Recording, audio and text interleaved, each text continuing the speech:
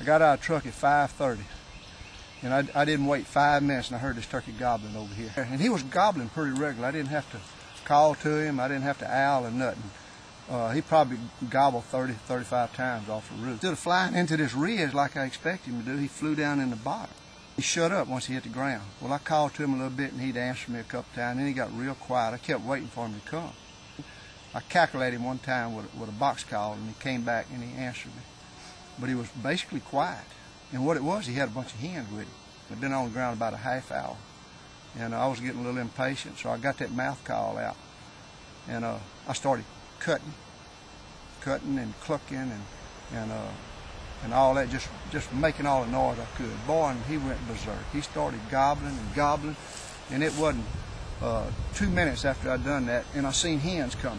And what I did, I pulled those hens off of him in here, and I had my decoys set up right over there. And those hens saw them decoy, they started running. I mean, they would run right in here, and I said, well, where's the gobbler? And about that time I looked back, and he was on a dead run following those hens. And he run in there, and he got about 40 yards, and he stopped, and he went into a strut. Well, I stepped it off. He was 31 yards, 31 long steps. And boy, and I popped him. And when I did, he went down, he started flopping, and hens went everywhere.